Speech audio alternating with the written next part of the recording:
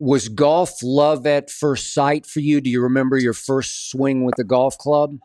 I do indeed, Skip. As I said, I rode a lot of horses competitively. My brother and I did a lot of crazy things on them. I took a good friend of mine out to ride horses one day. Unbeknownst to me, he was one of the top ranked juniors in the country. Hmm. So he invites me out to play golf, and I was hooked. I came back home. I told my dad, I said, Dad, I think I want to take up golf. I want to dive into this. And he was like, Hmm. okay, but we got to sell the horses because you can't do both. So we did. We sold the horses, and it was about 6 months. I was like, "This is what I want to do for a Wow. living." And that was about. I was almost 13 when I took it up. How far were the horses stabled from where you lived, or did you live near the horses? They weren't far. There was a place called Pappy's Ranch, and Huh. and it was sort of. We lived in Irving, not far from Las Colinas Country Club, and it would have Yeah. been somewhere over near Carpenter. It was like 200 I know acres. it. Yeah. Yeah, and Okay. Mom and Dad would drop us off in the morning, come pick us up at night. And where did you play your first round of golf? Do you recall? I do indeed. LB Houston Yeah. Golf Club. Texas, Dallas has those four municipals. What was it? Tennyson, Stevens, I know them well. I know them Sherrill all. Park. Yeah, Yep. yeah. And it was a great way. Oh, Cedar Crest. Cedar Um, Crest. but yeah, LB Houston. My parents would drop me off at 5 or 6 in the morning. Come get me at 8 o'clock at night. And were you naturally good from the start with hand eye? Did it just work for you? I was a good athlete, but I was very diligent. I was very dedicated. Hmm. I practiced, all day, every single day. Hit balls in the front yard, in the backyard. My dad, mom, they were so sweet. I ripped the carpet up 2 or 3 times, Yeah. taking practice swings in the house and broke windows on the street. And once I broke a stained glass window at the church down the street from me hitting balls, and they were livid. But my dad came over and he paid for the window, and he's like, son, maybe aim a little right, but keep at it. I'm a little right. I had the best parents. Was he a player, golfer? No, no, not at No. all. Nobody in my family knows the first thing about golf. Really? I have five brothers and sisters, so my dad was very busy. He paid for dental school, law school, me traveling around the world, all kinds of cars. And he worked his butt off. And my Hmm. mom was a great, great mother. Hmm. So everybody played football and were in all these different activities. My older brother was in debate and football and all of, but nobody played golf. Hmm. So they didn't know the first thing about it. Hmm. And what did you initially love about it? Like what connected you because you're a deep thinker? What did you fall in love with? That I could pass or fail on my own merit. I Yeah. didn't need somebody to hit a tennis Mm. ball with. I didn't need teammates to play football with. As I said, I ran track and jump, but there was no way I was going any further. Kids were 6'2". They were jumping way farther than me. They were faster than me. But golf, I could dig in. And when I watched TV, I'd turn the tube on. They were 5'8" They were. golfers back then. They were five Hmm. foot nine. Jack was 5'11". He was considered big, but Yep. Ben Crenshaw was five. Ben Hogan was five Hmm. foot eight. Yep. And I thought, well, it looked like every golfer was, about the height that I probably are going to be, and the solitude of it, and just working things out. It was cool to be able to work the ball. It was cool to just be alone with my thoughts Hmm. and try to create. And then I would watch it on TV, and then I would go out and try to imitate the swings. And there was just something intriguing about it. It was the solitude. It was the beauty of the golf course, and I got good really quick. Hmm. So in high school, did you become dominant junior, senior years? I assume. Wouldn't say I was dominant. I got most improved player. Then the next year, most improved player. So I Yep. went from barely making the team to shooting in the mid 60s in a year and a half, 2 years, Oh. and qualifying for the team, I shot 65, 69, 70, 70, 274. I remember that. Hmm. And then I was getting recruited by, unfortunately, SMU lost its golf program with the Eric Dickerson scandal, which Yep. I'm sure and wrote all I about was right in the middle of it. Yep. right in the middle of that. So I really wanted to go to SMU, but I was being recruited by every school pretty much in the Southwest Conference and a few others, OU and et cetera. but I really just wanted to go to UT. But UT recruited the number one junior player in the country. His name was Tommy Moore. And when Tommy Moore decided not to go to the University of Texas and decided to go to Oklahoma State, the coach came out and recruited me. And probably the most important day in my sort of adolescent life was he came out to watch me at the Texas State Junior. And, everybody wants to go to UT. It was Crenshaw, it was Kite, it was Earl Campbell, it was just everything you'd ever want to do. Go to UT. Coach drives out and he stands right behind me, par three, 3-iron, windy, hard pan, water. I hit it right in the water. I hit it in the water. I hit it in the water. I make 9. And I think that's it. I'm done. I'm not a Longhorn. I'm going to go to OU or Texas Tech or Texas Yep. A&M. Coach stuck around there for a few more holes. He calls me like 2 weeks later, says, "Would you come in for a recruiting trip?" I said, "Gosh, yeah, absolutely." So I go into his office. I said, "Coach, I didn't think I'd ever hear from you again after I Yeah. made that 9." He said, "Yeah, you did make a 9." He goes, "But you birdied the next 2 holes." And that's Yep. all I needed to There you see. go.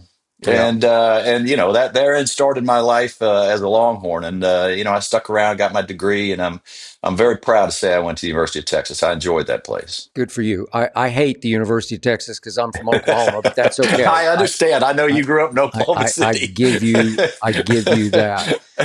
By the way, quick thought on SMU and the golf program.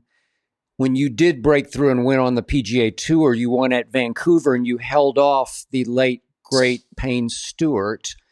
Yeah. Where was he with the SMU program? Because he ended up going there, and I don't remember how far Yeah, he would have behind. got out. Yeah, he would have got out in '79. And if I'm correct, they had sort of the death penalty in '80. Yes, they did. And so I graduated from high school in '80. So I would have entered in the fall of '80, and it was gone. So there was no golf team. I would have stuck around, played at SMU happily, loved SMU, wanted to go there. So I missed out there, but benefited from going to the University of Texas. And Payne, he lived in a different stratosphere in the golf world than I did. He was a superstar. Maybe not. He was a huge star, a superstar. Greg Norman, Yeah. Tiger Woods. But I mean, Payne was right there. But he was a very entertaining, a fun-loving guy, and I knew him a little bit. But going head to head with him for a victory certainly made that victory a lot sweeter. And he was gracious in defeat and a lot of fun to be around. I got to know him pretty well, and I really loved him. And he was great to sit and talk golf with, as are you. And my favorite Payne story was that his first trip to Augusta, where you are now, and on his first trip up Magnolia Lane to the golf course, he rented a limousine and sat in the very back of it and watched Caddyshack as they rolled up Magnolia Drive. And Of course he did. of course he did, because it had to be a little irreverent, because I don't know if you love Caddyshack the way I do, but Of course. it's just great. And that was vintage Payne, and we obviously miss him.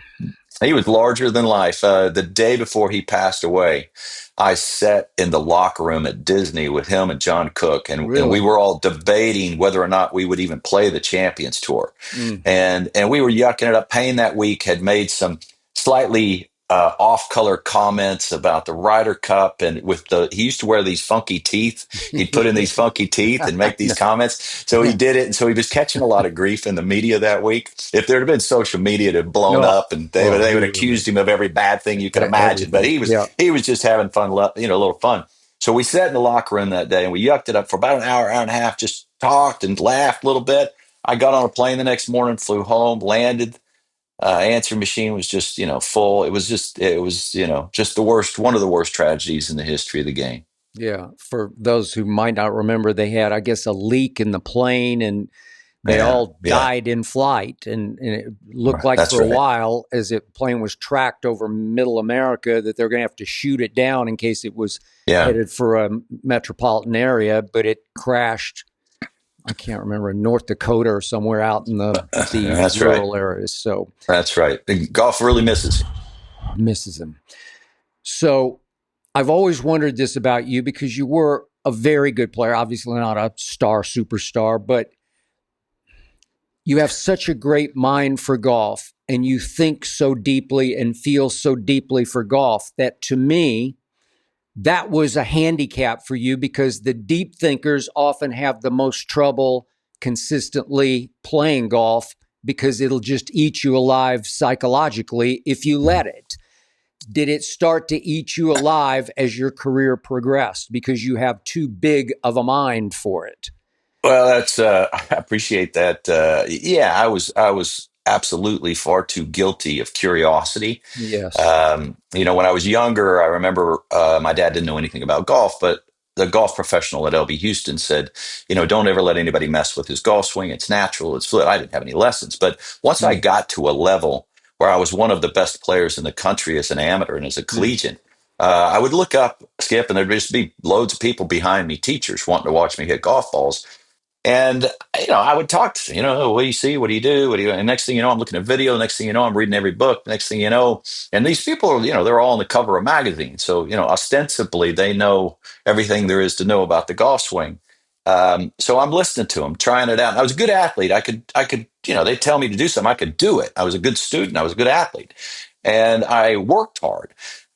And I could incorporate their ideas, but I was never as long. I never hit the ball as high the minute I started listening to all of them. mm. And look, I'm not criticizing them. They certainly didn't have malevolence in their heart. They were trying to help me. But what I didn't know then that I certainly know now is that they're guessing. They're Guessing. guessing. And we Agreed. have this lovely tool now called YouTube, where we Yes. can go back and look at the greats, and we can empirically divine out what they did and make up our own minds and put our swings up there beside. So everybody can be an expert now. And Mm-hmm. back then it was hard to be an expert, because even in the simplest of books, like Five Fundamentals written by Ben Hogan, well, it was written by Herbert Warren Wynn, but they were his words and Anthony Ravelli's illustrations. Well, Anthony, they were beautiful pictures, but they were wrong. And what Hogan said he didn't do. So if you followed that book and read that book as I did, and you tried to do it, well, you'd get off kilter. You And would. and that was a book that is heralded as the Bible of the game of golf. And I just knew that everybody that read it had weak grips and hit snap hooks. And I Exactly. couldn't make Uh, any sense out of it. And well, so I'm on with and you. on it went. So Mm-hmm. instruction has gotten way better now, but I have innumerable tools available to me now to dive in and I think get closer to the truth of cause and effect. Okay.